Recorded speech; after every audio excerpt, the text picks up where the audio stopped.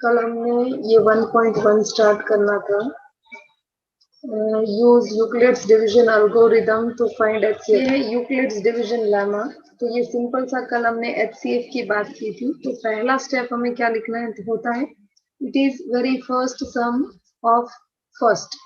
ठीक है, तो ये है 135 एंड 225। तो इसमें हमें पहले मेंशन करना पड़ेगा। मैंने कल कहा था कि जब भी हम ए और बी में से जब HCF लेना होता है तो हमें मेंशन करना पड़ेगा कि A is greater than B। तब हम इसे इस तरीके से रिप्रेजेंट कर पाते हैं। कौन से फॉर्म में? A is always equal to BQ plus R। R के लिए कंडीशन क्या होता है? R is always greater than equal to 0 and less than B। ये कल मैं छोटे छोटे एग्जांपल्स देके आपको समझा चुकी हूँ। ठीक है, तो यहाँ हमें क्या करना पड़ेगा? पहले तो HCF लेना है हमें। HCF means what? Highest common factor। ठीक है, HCF means what? Highest common factor।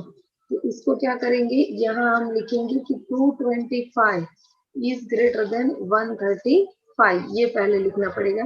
HCF of which two number? 225 and यहाँ कॉमा करेंगे 135। यहाँ हमें लिखना पड़ेगा कि अप्लाइंग यूक्लिड्स डिवीजन एल्गोरिदम।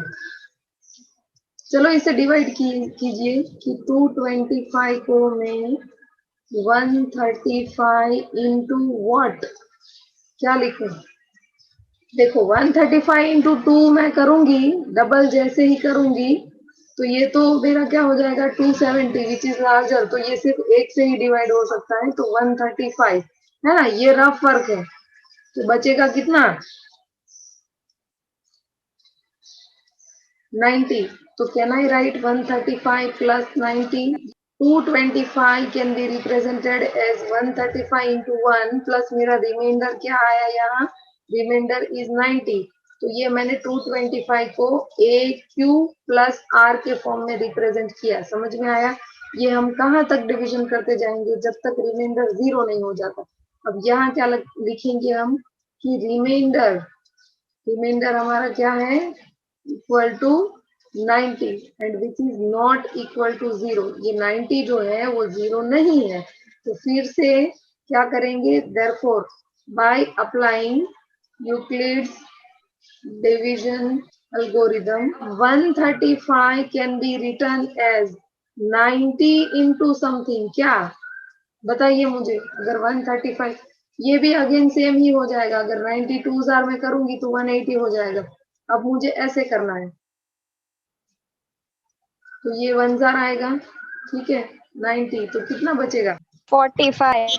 तो 135 can be written as 90 into 1 plus 45। Again यहाँ क्या लिखेंगे कि 45 इज नॉट इक्वल टू 0। ये 45 जो है वो 0 नहीं है। तो फिर से मुझे लेमा अप्लाई करना पड़ेगा या फिर से मुझे डिवीजन फर्दर अप्लाई करना पड़ेगा। तो फिर से by applying Euclid's division algorithm represent 90 in terms of 45। तो ये क्या होगा? 90 is equal to 45 into 2 plus 0। समझ गए? तो यहाँ अब मेरा रिमाइंडर क्या हो गया? 0 हुआ। तो मेरा लास्ट डिवाइजर क्या है? Last divisor is equal to 45।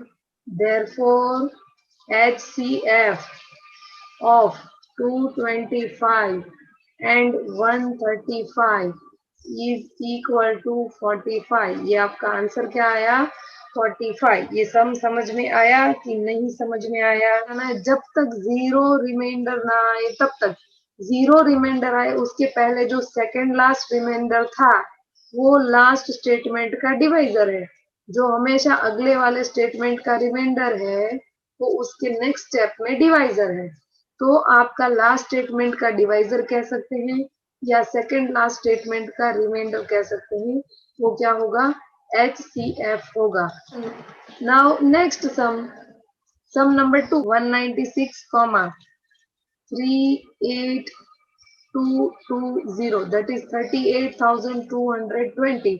तो यहाँ मुझे सबसे पहले क्या मेंशन करना पड़ेगा कि 38220 इज ग्रेटर देन 196। कौन सा नंबर बड़ा है वो सबसे पहले स्टेटमेंट में आ जाना चाहिए, उसके बाद हम आगे बढ़ेंगे। तो ये क्या हो जाएगा कि HCF of 38,220 and 196 is equal to क्या होगा? तो इसे हम रिप्रेजेंट करते जाएंगे आगे आगे। कैसे रिप्रेजेंट करते जाएंगे? यहाँ बाय अप्लाइंग, ये अगर हर स्टेप में आपको ना लिखवाया हो तो एक स्टेप में पहले लिख देना। By applying Euclid's division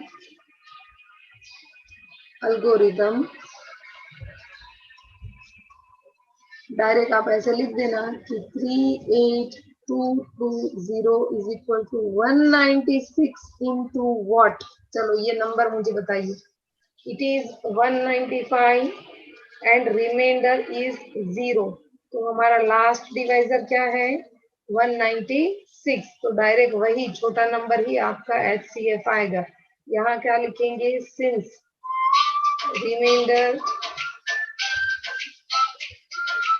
is 0, therefore HCF of 38220 and 196 is equal to 196। मैं आपको कहा था कि बड़े से बड़ा HCF क्या हो सकता है? दो नंबर में जो छोटा नंबर हो वो। बड़े से बड़ा LCM क्या हो सकता है? दोनों नंबर का मल्टीप्लिकेशन।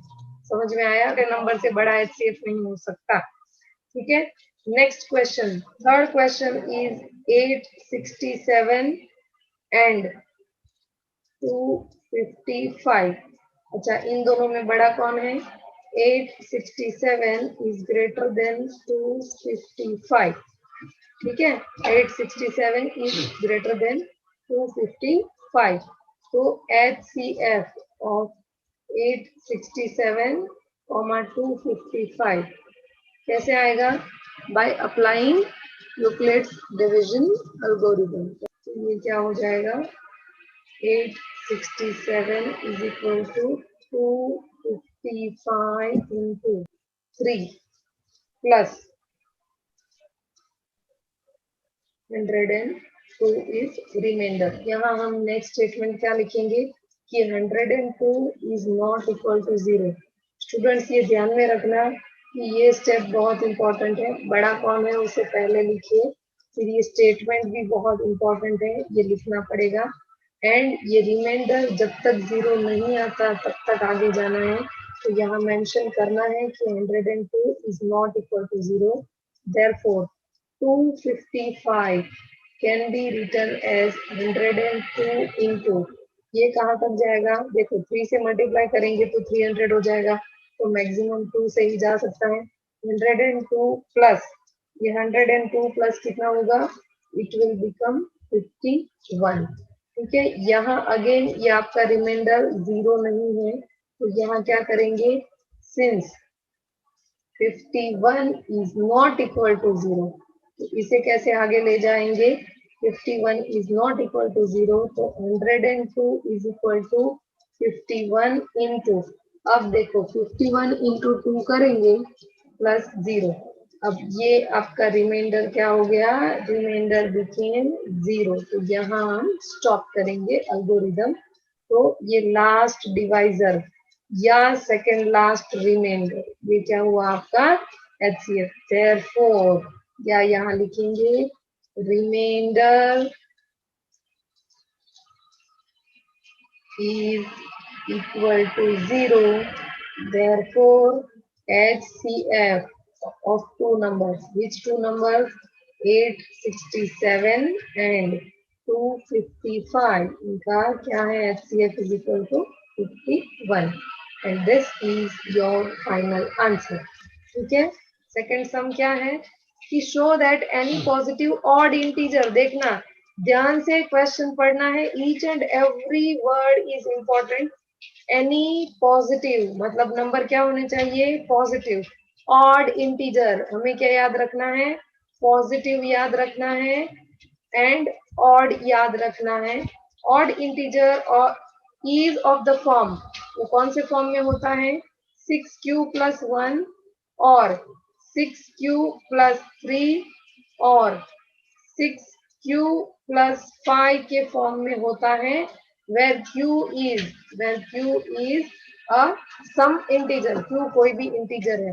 तो ये पूरा का पूरा अजम्पशन पे जाएगा, अज्यूम करना है और हमें यूक्लिड्स डिवीजन जो लेमा है उसके हिसाब से इसे प्रूव करना है।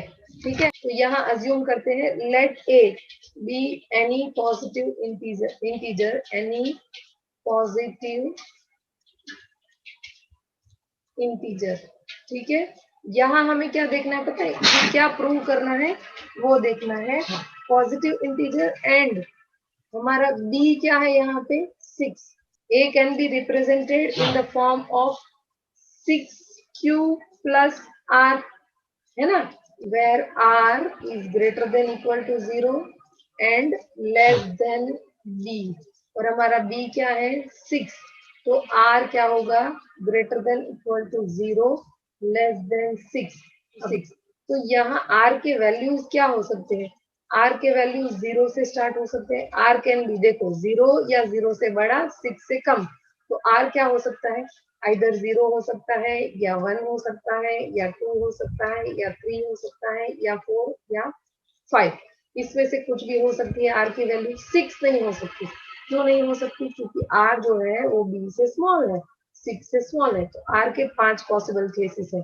तो हम a को कितने फॉर्म में लिख सकते हैं, a can be written as 6q plus 0 या 6q प्लस 1 या 6q प्लस 2 या 6q प्लस 3 या 6q प्लस 4 या 6q प्लस 5, पर हमें क्या दिया है कि ऑड इंटीजर दिया है, तो यहाँ हम देख सकते हैं कि 6q plus 0, 6q plus 2 and 6q plus 4 are divisible by 2।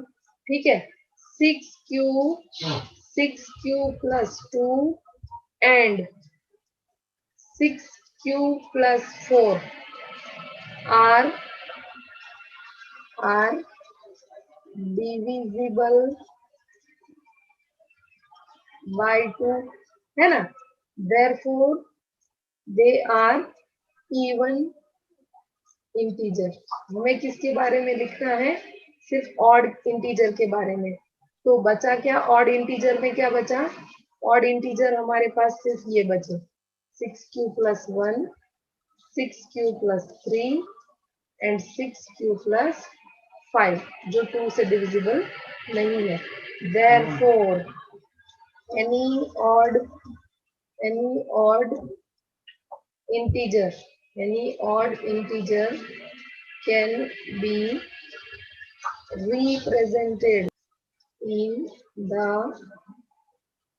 form of 6q plus 1, 6q plus 3 और 6q plus 5। समझ में आया?